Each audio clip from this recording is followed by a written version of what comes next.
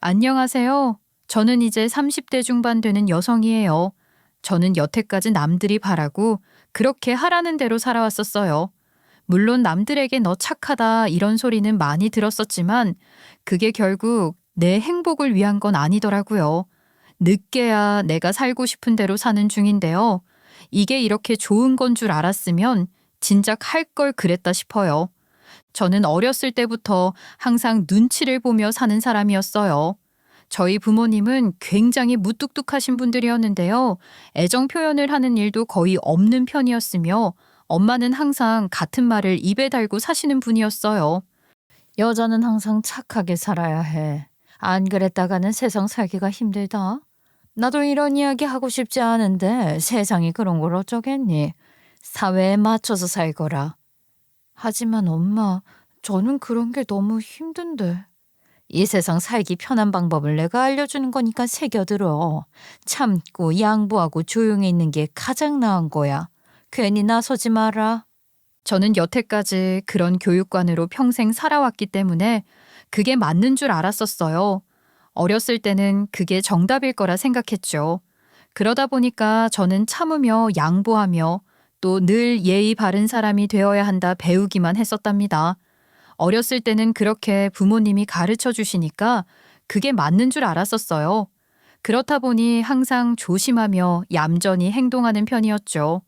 오죽하면 친구들 사이에서 별명도 조신이었어요. 친구들과 같이 이야기를 하면서도 저는 먼저 제 의견을 이야기했던 적도 없었어요. 친구들이 어떤 걸 먹겠냐고 이야기를 하면 항상 제 대답은 똑같았죠. 아무거나 괜찮아. 이게 자동으로 나오게 되는 거 있죠. 대학 졸업한 이후에는 중소기업 회계팀에 취직을 했어요. 직장을 다니면서도 제 하루는 달라지는 게 하나 없었죠.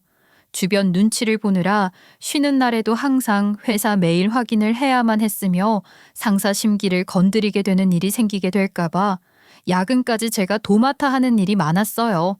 저는 항상 그런 인생이었죠. 상사가 저한테 항상 오늘 좀 늦게까지 할 수 있냐 물어보면 저는 거절하긴커녕 저는 항상 네, 괜찮아요 하며 대답을 했었어요. 그게 착한 사람이 하는 일이라 배웠으니 당연한 거라 생각을 했었죠. 그렇게 20대 후반까지 살다 보니까 그제야 알게 되었어요. 나는 나를 위해 살아본 적이 없구나 하는 걸 말이에요. 그런 제가 남편을 만나게 되었던 건 30대 중반 정도였어요. 같은 회사 다른 팀 직원이었는데 저도 회식을 하면서 처음 보게 되었죠. 저 혼자 술을 홀짝홀짝 거리고 있으니까 옆에 와서 챙겨주며 저에 대해 물어봐 주더라고요. 그런 모습을 보며 저도 순간 가슴이 콩닥거렸던 것 같아요. 조용히 살던 저에게 누가 관심을 가져주다니 신기하기도 했거든요. 그렇게 회식 자리에서 친해져 회사에서도 자주 인사하며 밥도 먹기 시작했는데 어느새 보니 그 남자와 단둘이 데이트도 하고 있더라고요. 사람 인연이라는 게 신기하다 하는 걸 그제야 느꼈었어요. 처음 만났을 때 남편은 정말 자상하고 다정한 사람이었어요. 저를 배려해주는 태도는 물론 사소한 것까지도 너무 잘 챙겨주니까 신기했었어요.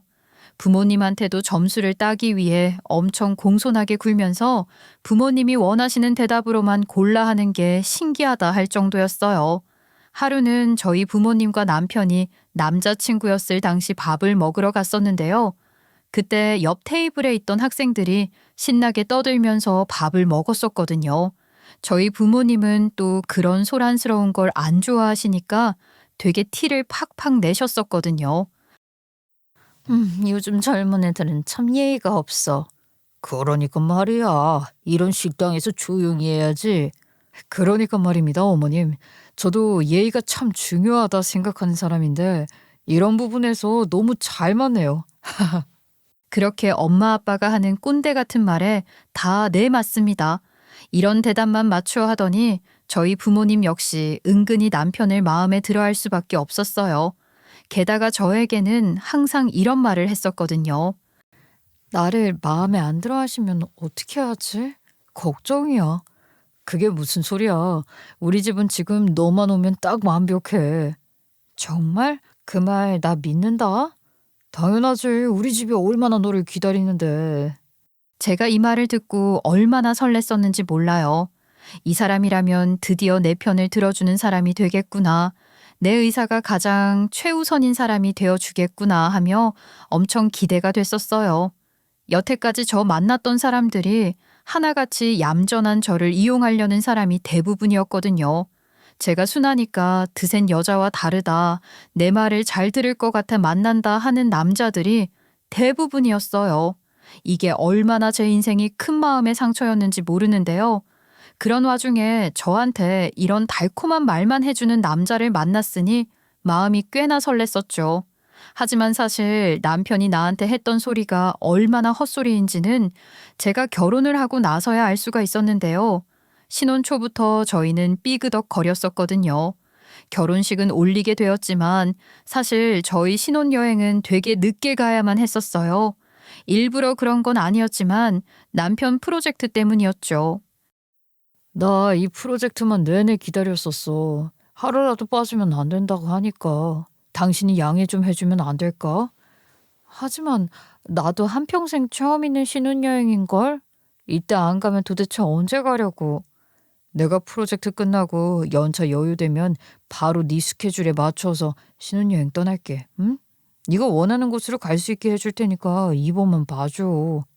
당신이 정말 프로젝트 끝나면 간다 했어? 약속했지?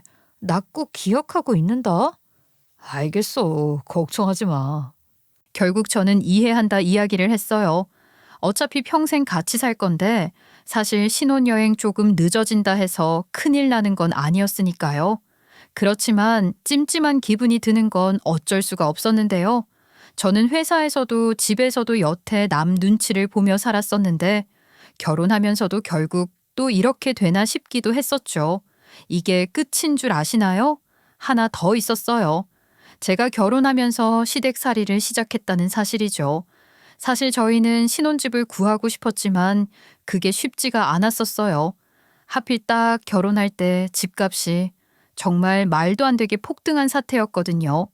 우리가 가진 돈으로는 어림도 없었더랬죠. 그때 저희 시부모님이 나서셨어요. 우리 집에서 조금만 살다가 돈 모으면 분가하면 되잖니. 네? 하지만 저희까지 거기 들어가서 살기에는.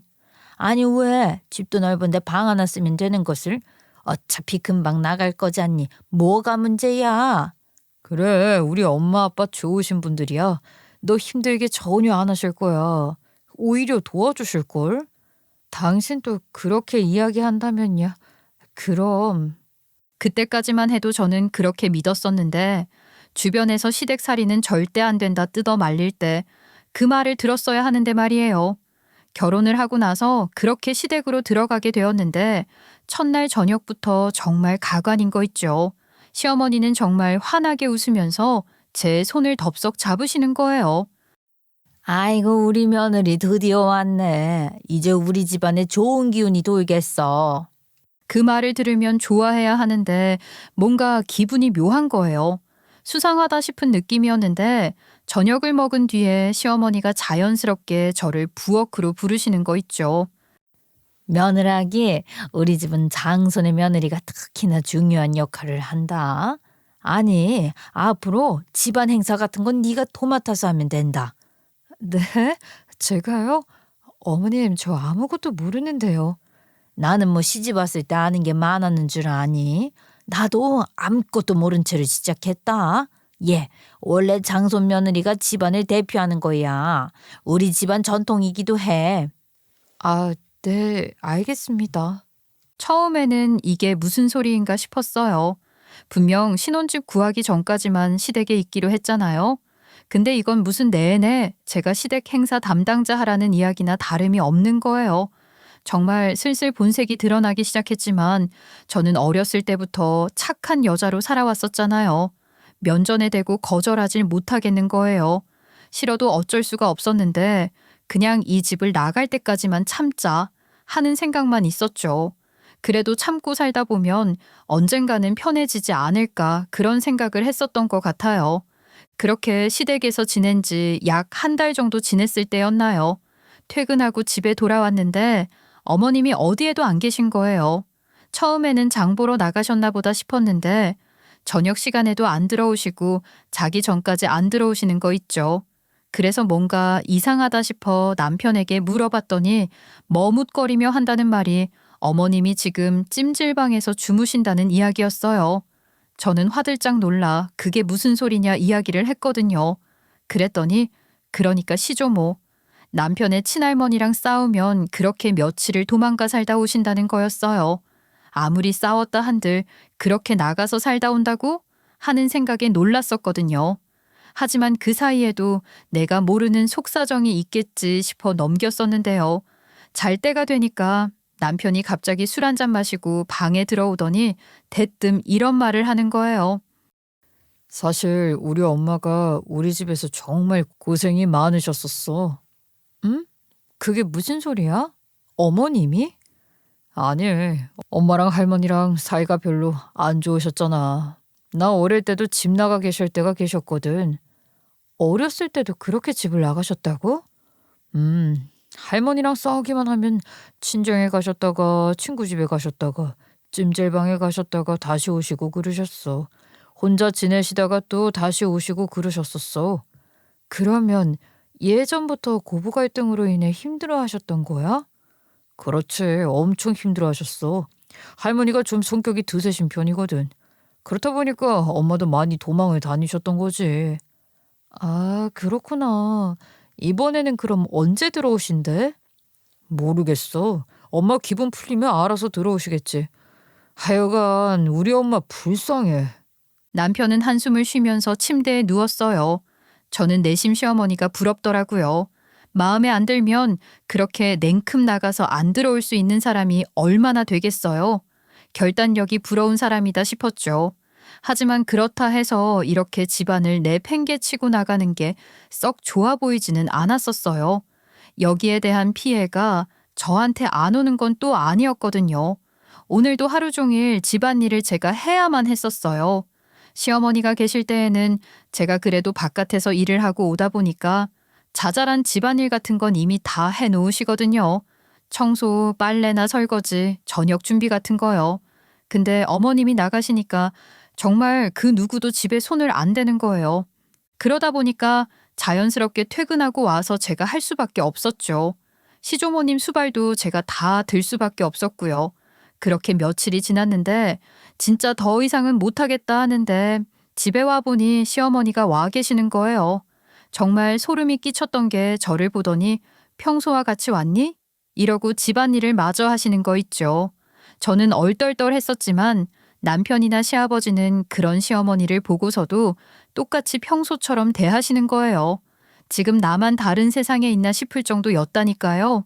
이렇게 시댁 생활이 길어지게 될수록 저는 점점 더 하루빨리 신혼집을 구하는 게 좋겠다 생각을 하게 되었어요. 제가 옆에서 내내 하루에 몇 번을 집 이야기를 하고 여기 알아보고 저기 알아보고 하다 보니까 남편도 등 떠밀린 느낌이었지만 아무튼 신혼집으로 가자 이야기를 하게 되었는데요. 아시다시피 신혼부부로 대출을 받기 위해선 혼인신고를 해야만 하거든요. 근데 인터넷을 보니 내 집 마련을 수월하게 하기 위해서는 혼인신고를 최대한 천천히 하는 게 좋다 하는 거예요. 저도 이혼이 결혼보다 힘들다는 걸 알았기 때문에 좀 천천히 하고 싶었는데 대출을 받기 위해선 어쩔 수 없이 혼인신고를 해야만 했었어요. 그리고 집을 보러 다니게 되었는데 정말 드디어 기다린 끝에 괜찮은 아파트를 하나 찾게 되었거든요. 그런데 계약을 앞두고 갑자기 남편이 말을 바꾸는 거 있죠. 원래는 저희가 신혼집 들어가게 될 때 반반 부담을 하기로 했었거든요. 그런데 막상 계약을 할 때 갑자기 남편이 다른 말을 하는 거예요. 자기야, 나 지금 자금이 조금 부족한 상태인데 갑자기? 분명 5대5로 낼 수 있다고 그랬었잖아. 아, 지금 그게 무슨 소리야. 나도 잘 모아보려고 했었는데 아무래도 평소 생활비가 나가기도 하고 예상보다 좀 좋은 집으로 보기도 했고 자기 몫을 조금 늘려주면 안 될까? 뭐? 반반 부담하기로 했었는데 이제 와서 그렇게 하면 어떡해. 얼마나 조정하려고 그러는데. 내가 30%, 자기가 70%만 내주면 좋을 것 같은데. 지금 이게 무슨 소리야? 당신이 30%만 내겠다는 소리야, 지금? 아니, 나도 최대한 내는 거야. 그리고 나중에 내가 더 많이 보태면 되잖아. 잠깐 남편 돈 빌려준다 생각하면 안 돼? 어차피 우리 같이 살 집인데, 에이, 그렇게 야박하게 굴지 말고. 이때 깨닫게 되었어요. 이 사람 전부터 생각했었는데 말만 번지르르하게 한다라는 걸요. 결국에 손해를 보게 되는 건 저인 거예요. 저는 그렇게 한숨부터 나오게 됐어요. 결국 그 좋은 신혼집을 포기할 수는 없어 제가 70%, 남편이 30% 부담을 하는 걸로 신혼집을 마련하게 되었어요. 그래도 일단 장만하기만 하면 시댁에서 벗어날 수가 있을 거 아니에요. 근데 집을 구했다 해서 끝이 아닌 거예요. 시어머니가 정말 한도 끝도 없이 간섭을 하시는 거 있죠. 제가 진짜 기다렸던 날이 신혼집에 가구가 들어오는 날이었어요. 저는 또 설레는 마음에 여기저기 배치를 고민하는 중이기도 했는데요. 내 돈으로 장만한 가구이기도 하니까 제 마음대로 꾸미고 싶었거든요. 근데 갑자기 초인종이 울리는 거예요. 무슨 소리인가 싶어 나가보니까 시어머님, 시아버님, 그리고 아픈 시할머니까지 오신 거예요. 이때 심지어 휠체어까지 타고 다니셨는데 다 같이 몰려오셔서 집 구경을 하시는 거 있죠. 아이고, 이야, 새진 냄새 좋네. 그래, 그래. 우리 장손이 사는 집인데 우리가 봐줘야지. 다들 미리 말씀해 주셨으면 오시기 전에 제가 미리 뭐라도 준비해 놓을 텐데요. 아니야, 가족끼리 무슨 준비냐. 그냥 잠깐 둘러보러 온 거다. 아이고, 우리 집보다 훨씬 넓네. 너무 좋다. 가시기 전에 계속 우리 집보다 넓다, 좋다, 계속 이런 의미심장한 말을 남기셨었거든요. 처음에는 왜 그렇게 비교를 하시나 했었어요. 그뿐만이 아니었죠. 저희 신혼집이었는데 시부모님이 진짜 토요일만 되면 어김없이 찾아오시는 거예요. 그러더니 하나하나 사사건건 트집을 잡으시는 거 있죠. 가구 배치부터 인테리어까지 싹 다 한마디를 얹으셨어요. 이리저리 집안을 살펴보시더니 거실 소파 앞에서 멈추시며 그러시는 거 있죠. 이 소파 너무 비싸 보이네. 우리 집은 원래 검소한 집안인데. 어머님, 이건 제 돈으로 산 건데. 아니, 그래도 이제 며느리도 우리 집 사람이니까 우리 집안 전통을 따라야 하지 않겠니?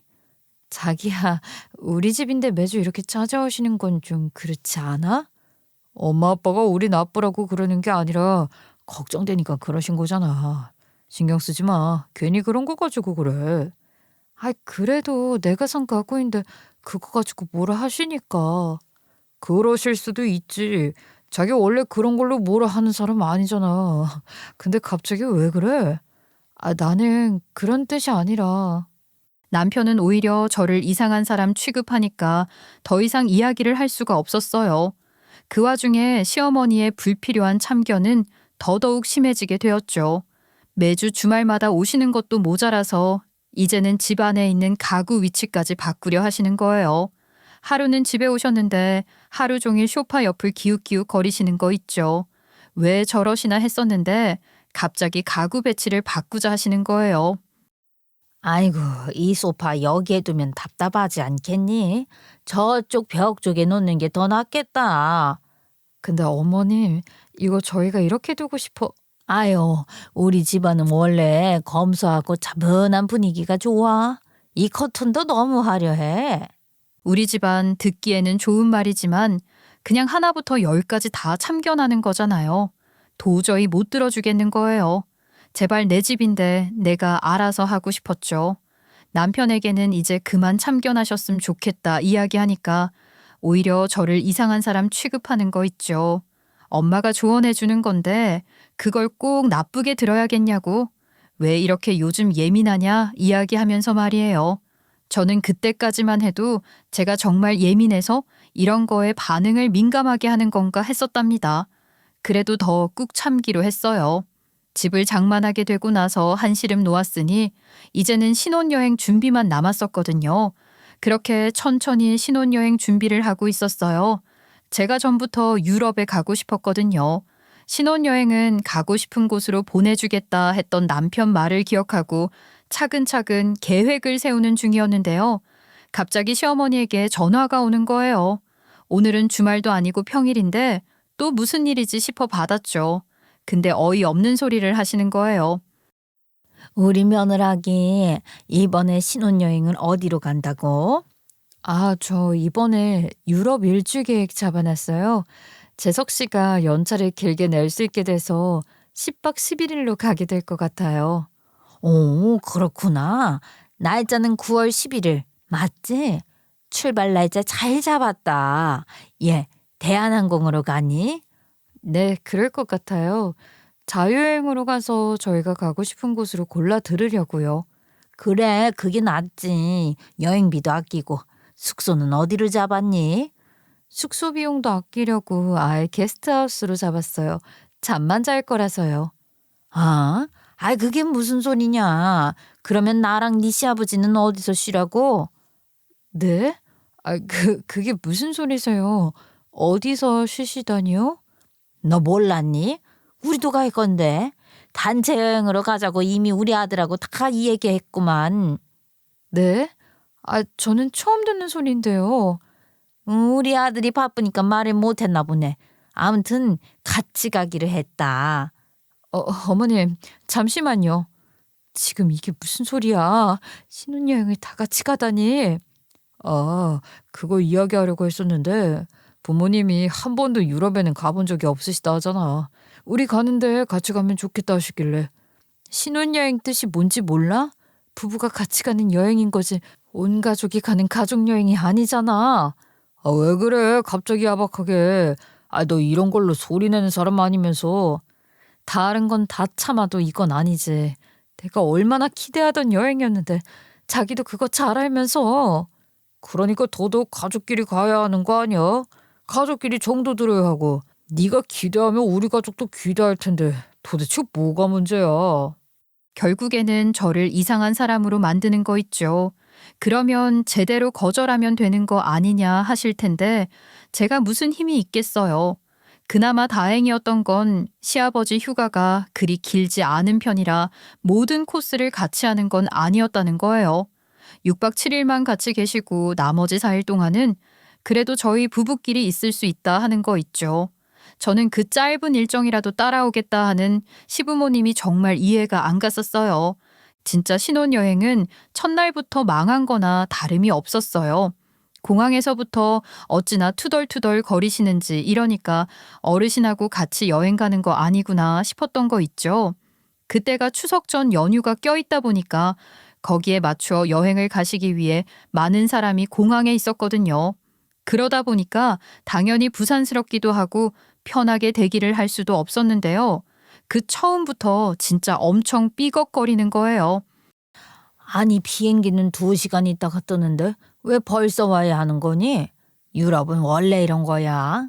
아, 내가 내 친구들하고 제주도 갔을 때는 안 그랬었는데. 어머님, 수화물도 맡겨야 하고 출국 수속도 해야 하니까 바빠서 그래요. 으이그 지겨워 죽겠다. 아, 이거를 내내 기다리고 있어야 하는 거니? 우리 밥은 언제 먹냐? 아, 들어가기 전에 식사를 좀 했으면 좋겠는데. 이제 곧 탑승하셔야 하는데 식사 시간은 없을 것 같아요, 아버님. 비행기 기내 식사 드셔야 할 것 같아요. 아, 나는 비행기에서 영 멀미 나서 못 먹겠던데. 그리고 그 기내식 그거 얼마나 비싸고 맛대가리도 없는지. 여기에 시할머니까지 같이 가셨으니 얼마나 난리였겠어요. 이 난리통에 3분을 챙긴 건 저 혼자였어요. 남편도 나름 챙기는 척 하는 것 같더니 결국에는 아무것도 안 하고 멀뚱멀뚱 서 있는 거 있죠. 시부모님이 투덜거리면 그러려니, 시할머님이 불편하게 있어도 그러려니 그냥 아무것도 안 하는 인형인 줄 알았어요. 비행기에 타고 나서도 시어머니는 계속해서 의자가 불편하다느니 잠이 안 온다느니 하시는 거예요. 시아버님은 기내식은 물론 유료 간식까지도 뚝딱 하셨고요. 거기에 시할머니는 몸이 살짝 불편하시니까 옆에서 내내 수발을 들어드릴 수밖에 없었는데요. 원래도 시할머니는 못 오실 정도로 몸이 안 좋으셨었는데요. 의사가 그렇게 뜯어 말리는데도 하도 우기셔서 같이 갈 수밖에 없었어요. 남편은 그 와중에 자고 있더라고요. 순간 제가 무슨 부귀 영화를 누리려고 신혼여행을 오려고 했을까 싶었어요. 곧 죽어도 안 된다고 하면서 단둘이 갔었어야 하는데 온 가족이 같이 가게 되니까 저 또한 너무 멘붕인 거 있죠. 유럽에 도착하면 좀 나아질 줄 알았어요. 제가 유럽에 가서 정말 보고 싶었던 게 프랑스 파리의 에펠탑 앞 트로카데로 광장과 이탈리아 베네치아 브라노 섬이었거든요. 여기선 꼭 내 독사진을 남겨보고 싶었는데 절대 그럴 틈도 안 주시는 거 있죠. 어디를 가든 이게 얼마니, 저게 얼마니, 여기는 비싸니까 가지 말라느니 사사건건 참견하시는 시어머니와 한식은 언제 먹냐 투덜거리는 시아버지가 내내 쫓아다니셨거든요. 그나마 이걸 다행이라 해야 하는 건지 시할머니는 힘드실 때에는 종종 호텔 안에서 쉬고 계시더라고요. 진짜 그 사이에서 미쳐버릴 것 같은 거예요. 저는 최대한 표정 관리를 해보려고 했었지만 진짜 속에서는 촛불이 부글부글 끓는 거 있죠. 며느라기, 여기서 우리 가족 사진 하나 찍자꾸나. 어머님, 이것도 찍고 저도 혼자 사진 좀 찍으려고요. 왜 혼자 찍고 심심하게. 나랑 찍자꾸나. 아니면 내 아들하고 찍을 쳐? 아니요, 어머님. 저 혼자 찍고 싶어서요. 에이그, 나는 요즘 젊은 애들 이해가 안 가더라. 왜 사진을 혼자 찍으려고 하니? 혼자 여행 온 것처럼 보이지 않냐? 그거 되게 궁상이다 너. 그러면서 저 혼자 있는 사진은 곧 죽어도 안 찍어주시는 거 있죠. 삼각대라도 놓고 찍고 싶었는데 유럽은 그렇게 사진 찍기가 되게 위험한 곳이기도 하거든요. 누가 찍어주는 수밖에 없는데 누구 하나 제 요청을 들어주는 사람이 없었어요. 진짜 그런 일이 이어지게 되니까 하루는 여행 날 밤에 침대에 누웠는데 눈물이 울컥 나는 거예요. 내가 지금 결혼을 한 게 맞을까? 남편이랑 결혼을 한 건지, 이 가족들과 한 건지, 이게 과연 신혼여행은 맞는지, 내 인생이 이렇게 흘러가는 게 과연 맞는지, 그런 생각까지 드는 거 있죠.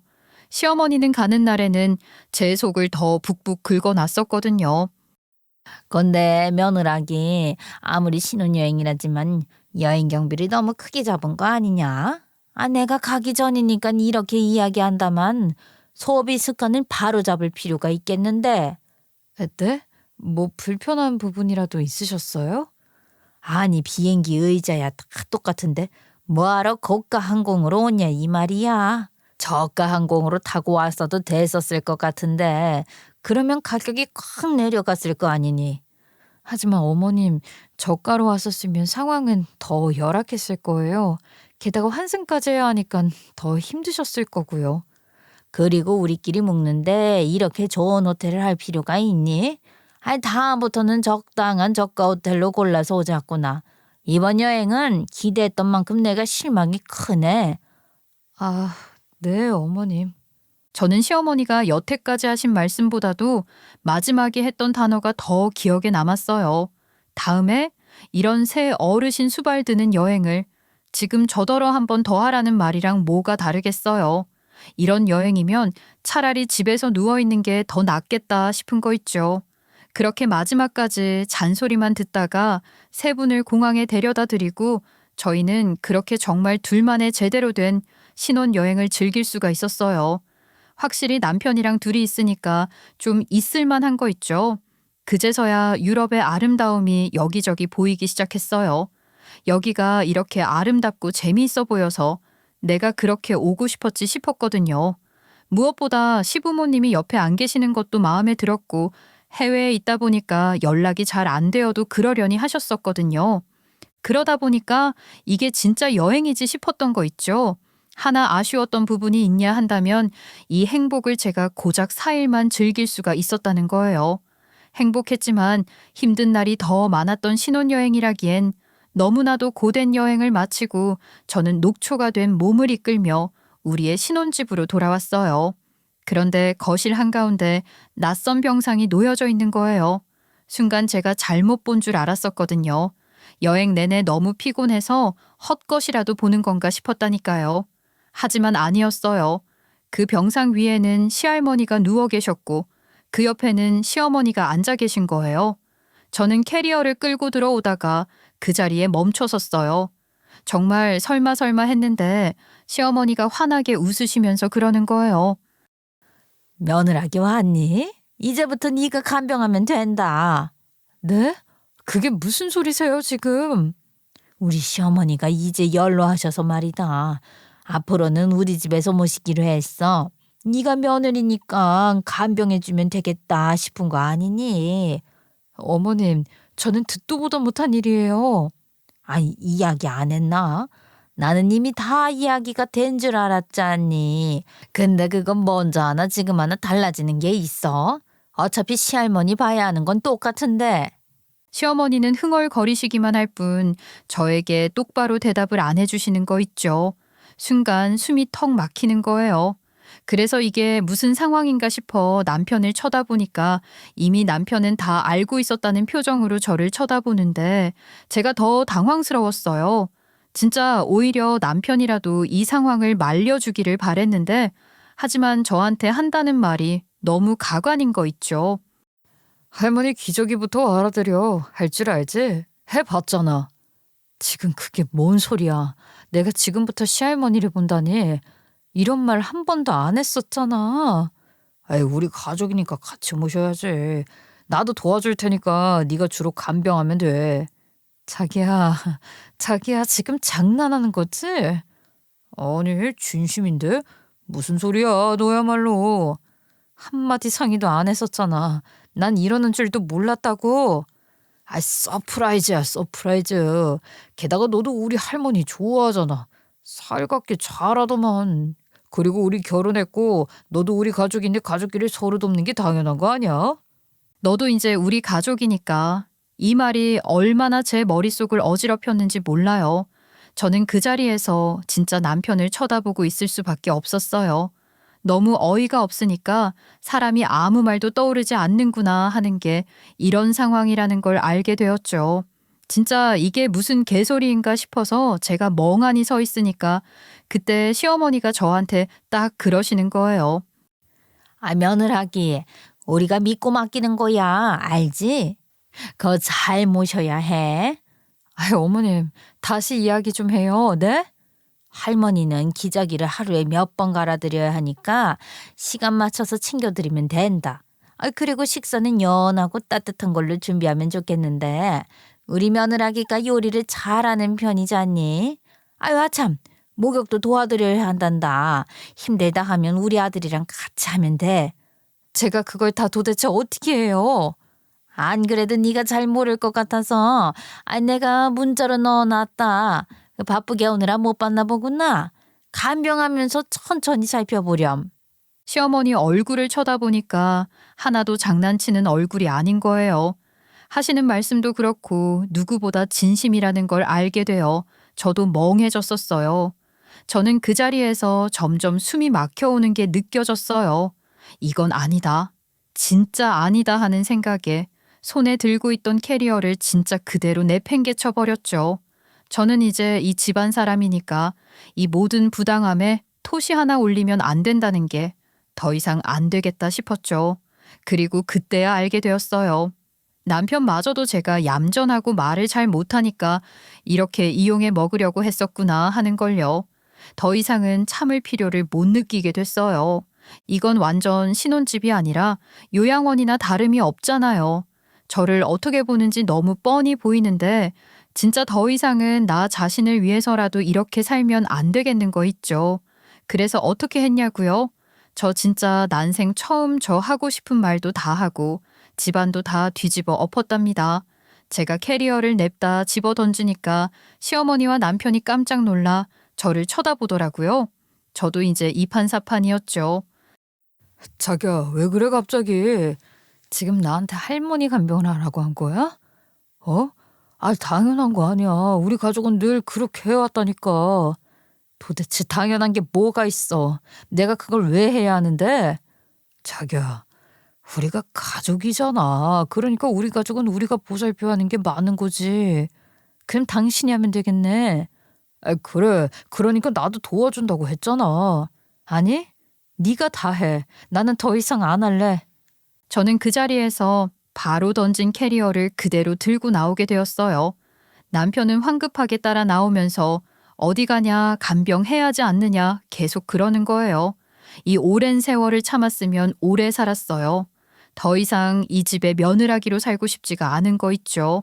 그렇게 남편 연락, 시댁 연락 싹 다 무시한 채 제가 향한 곳은 바로 변호사 사무실이었어요. 저를 물러본 것 같지만 그렇지 않다는 걸 알려줘야죠.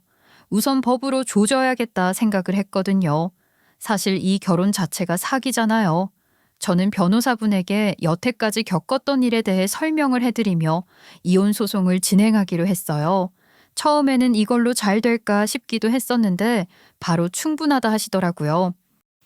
이건 충분히 이혼 사유가 됩니다.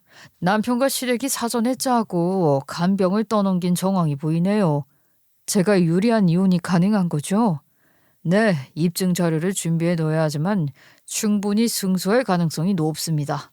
입증할 자료가 있을까 싶었었는데 그때 시어머니가 저에게 간병할 때 참고하라고 보낸 문자가 딱 생각이 나는 거예요. 그렇게 입증 자료로 진행을 할 수가 있게 되었어요. 그리고 그 다음은 집 문제였는데요. 안 그래도 어차피 집값의 70%는 제 돈이기도 하잖아요. 나머지는 공동 명의라 하지만 제가 먼저 이 부분을 법적으로 묶어버렸어요. 저희 신혼집 시댁에서 함부로 팔거나 빼돌리지 못하게 막아주세요. 네, 공동명의이기 때문에 팔기 위해선 두 사람의 동의가 필요합니다. 지금 소송이 진행 중이기 때문에 시댁이 멋대로 팔기도 어려울 거고 처분도 하지 못할 것입니다. 그러니까 시댁이 그 집을 어떻게 해보려는 방법도 없다는 거죠. 그렇게 저는 집을 팔아서 제 지분을 챙길 계획을 세우게 되었어요. 남편과 시어머니는 남은 30% 정도밖에 불과하기 때문에 결국에는 제가 결정하면 끝나는 문제이기도 했거든요. 무엇보다 이 결혼은 저에게 시간적, 정신적, 금전적 세 가지 손해만 남기게 되었잖아요. 저는 변호사님에게 단호하게 이야기를 했죠. 이자료와 손해배상까지 싹 다 청구할 수가 있을까요? 얼마 정도로 예상하시나요?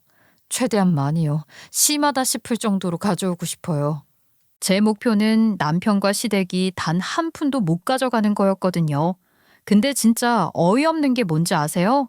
제가 집을 그렇게 나오고 나서 시어머니와 남편이 저에게 문자와 카톡을 보냈었는데 그 내용이 정말 가관이었다는 거예요. 시어머니야 뻔한 이야기였지만 남편이 저에게 하는 말을 보니까 저를 어떻게 보고 있었는지 눈에 딱 보이는 거 있죠. 여자니깐 당연히 간병을 해야지. 너 회사에서는 내 얼굴 어떻게 보려고 그래? 결혼했으면 당연히 희생해야 하는 게 맞는 거 아니야? 넌 여자잖아. 이런 식으로 보내놓은 거예요. 나를 아주 노예로 부려먹으려고 결혼을 한 거였구나 하는 생각에 저도 모르게 울컥하는 거 있죠. 제가 이걸 가만히 내버려 둘 순 없죠. 그 내용을 냉큼 회사 커뮤니티에 올렸어요. 원래 그런 회사 커뮤니티는 정말 빠르게 퍼지는 거 알고 계시죠? 이 발언이 여기저기 퍼지게 되자 회사 내에서는 난리가 나게 됐어요. 다음 날 남편이 출근하자마자 바로 인사팀으로 불려가게 되었다 하는데요. 이야기 들어보니까 별 다른 변명도 못하고 잘렸다더라고요. 요즘 성차별 논란이 얼마나 심한데 와이프한테 그런 소리를 할 수가 있겠어요. 남편은 그때부터 본격적으로 멘붕이 오기 시작했나 봐요. 잘리자마자 저한테 전화부터 시작해서 문자까지 오는 거예요. 회사 내에서 말 걸 수도 있었는데 차마 못했겠죠. 그 수많은 눈이 있었으니 말이에요. 게다가 저에게 협박까지 하려고 하는 거예요. 너 때문에 회사 잘렸다. 책임져. 당장 전화 받아. 너 내가 화나면 얼마나 무서운 사람인 줄 알아? 내가 너한테 무슨 짓을 할 줄 알고 이래? 두고 보자. 내가 너 가만히 안 둔다. 나도 너 큰일 나게 만든다. 이런 식으로 보냈는데 아이고 무섭기는커녕 그냥 가짱기만 한 거 있죠. 하지만 자꾸 이러는 게 스트레스 받기도 하고 내버려 두기도 싫어 끊기지 않고 오는 전화를 드디어 받아봤어요. 받자마자 저한테 어찌나 뭐라 하는지 따발총인 줄 알았다니까요. 너 지금 네가 무슨 짓을 한지는 알아? 꼭 내가 나쁘게 말을 해야 너는 알아듣더라. 이거 다 어떻게 할 거야? 내가 대체 뭘 어떻게 해야 해? 내가 많이 봐준 것 같은데? 너 진짜 미쳤냐? 아니, 너 때문에 회사도 잘렸어, 알아? 잘 됐네. 너 안 그래도 할머니 돌보고 싶어 했었잖아. 이 김에 하면 되겠어. 지금 그게 무슨 소리야, 지금? 죽고 싶어? 내가 하던 말 똑같이 하고 앉아있네. 내 상황 되어보니까 어떠냐? 그리고 너 한 번만 더 협박하면 진짜 이제는 안 참고 신고한다. 뭐? 지금 신고라 그랬어? 그 뒤에 남편이 뭐라 소리를 지르는지 못 들은 척하며 끊었어요. 하지만 웃긴 게 회사도 잘리고 이러니까 이 세상에 좀 무서워졌는지 제가 신고 이야기를 하니까 핸드폰이 그새 잠잠해지게 되는 거 있죠. 저는 신혼집에 있던 짐도 다 내버려두고 부모님 댁으로 왔는데요. 저희 부모님은 아직도 저에게 참고 살아야지 이제 뭐 하는 거냐 하시는 거예요. 너 요즘 세상이 어떤 세상인데 이혼을 해? 너 혼자 어떻게 살려고 그래? 그래. 내가 너를 이렇게 가르쳤냐 이 녀석아? 어느 정도 참을 생각도 좀 해야지. 결혼이 어떻게 항상 행복하냐? 두 분도 이제 그만하세요. 저도 이제 제 인생 살고 싶어요. 하지만 내내 안이 꼽게 보시는 부모님을 보며 이 집에도 오래 못 있겠구나 싶었네요. 저희 부모님이시지만 이혼하면 큰일이라도 나는 줄 알고 저더러 아직까지도 참고 살라 말씀을 하시는 거예요. 하지만 저도 더 이상은 참을 필요가 없어졌거든요. 한번 저지른 거 더 이상 돌이키고 싶지가 않았었어요. 이제는 저도 제 인생을 살고 싶었거든요. 남편과의 관계만 정리되면 바로 나가야겠다 하고 있었어요. 그러다 부동산 매매를 올린 게 드디어 완료가 되었어요. 이혼 소송을 하면서 어떻게 집을 처분했는지 궁금하시죠? 부동산은 저희 둘 공동 명예거든요. 그렇다 보니까 사실 알고 보면 저 혼자 집을 팔 수는 없는 건데요. 남편이 반대를 하면 매매를 하기가 어려워지는 거예요. 그래서 저는 이걸 경매로 넘겨버렸거든요. 변호사님과 상의를 한 결과 이걸 공유물 분할 청구 소송을 할 수가 있었거든요. 그렇게 강제로 부동산을 경매로 넘겨버렸어요. 이 공유물 분할 청구 소송이라 하는 건 공동명의 부동산을 강제로 처분하는 법적인 절차로 이를 팔아 돈으로 나누는 걸 이야기해요. 남편이 반대한다 해도 법원이 개입하여 강제로 경매를 진행할 수가 있는 거죠. 이렇게 하여 법원 경매 절차를 거치게 되어 집이 팔렸는데 그렇게 지분 비율에 따라 돈을 나누어 가질 수가 있게 된 거죠. 그렇게 정리가 되자마자 혹시나 하는 마음에 저희 신혼집으로 가보았는데요. 보니까 신혼집에 불이 켜져 있더라고요. 안 나갔을 건 알았는데 설마 싶어 현관 번호를 누르니까 제가 설정해 놓은 번호 그대로였는데요. 안에 들어가니까 제가 처음 본 풍경이랑 똑같은 거예요. 아니죠. 거기에 시부모님도 같이 계시더라고요. 신혼집을 아주 자기들 새 집처럼 쓰는데 얼마나 어이가 없던지요. 저를 보니까 아주 다들 눈이 돌아가서 뭐라 하려고 하는데 제가 입을 열기 전에 미리 말을 꺼냈어요. 집주인 바뀌었으니까 다 나가셔야겠어요. 뭐? 그게 또 무슨 소리야?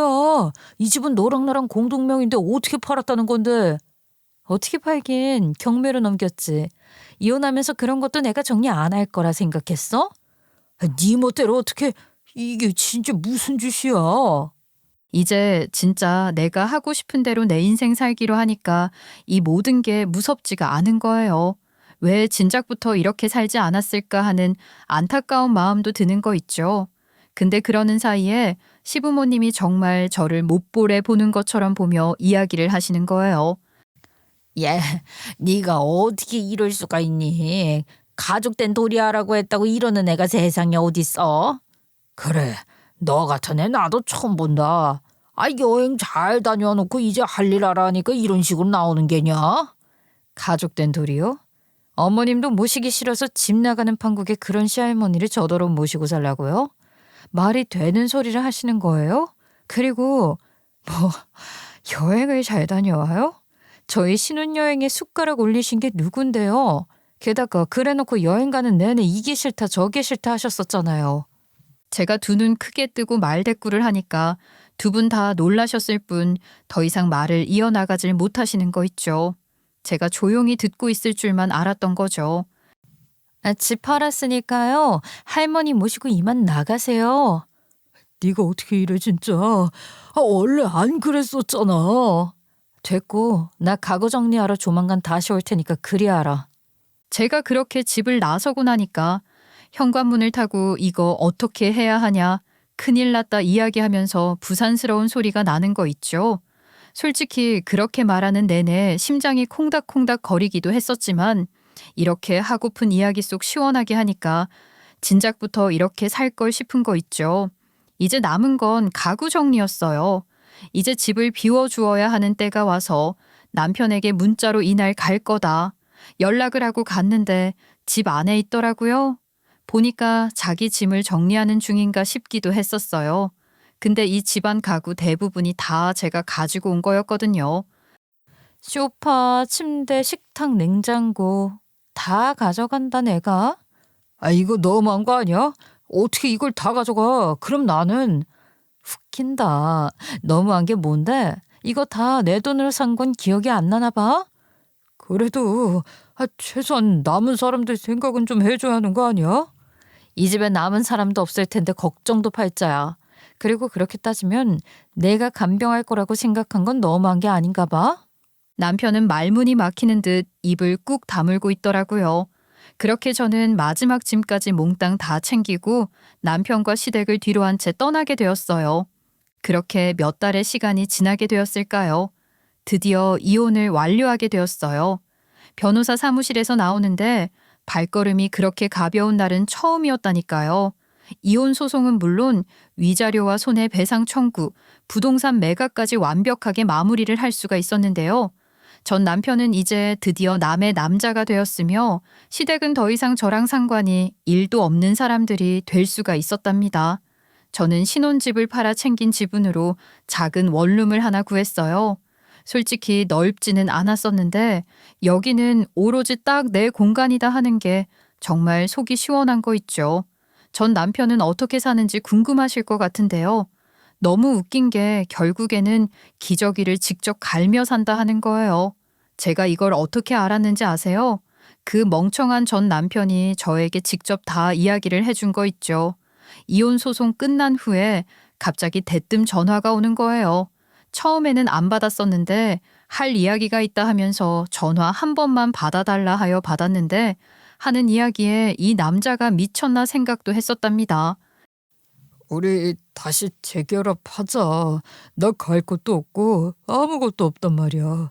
제발 나 좀 용서해줘. 지금 그걸 말이라고 하는 거야?